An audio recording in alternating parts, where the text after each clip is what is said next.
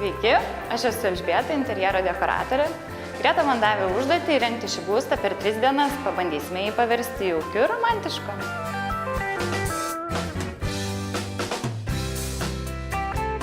Būstas yra nedidelis, bet jame yra labai dideli langai, todėl pagrindinį dėmesį skirsime lango apipavidalinimui.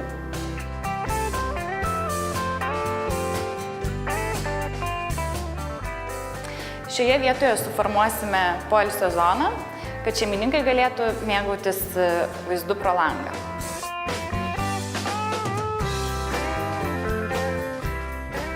O šioje vietoje suformuosime miegamojo ir svečių priėmimo zoną.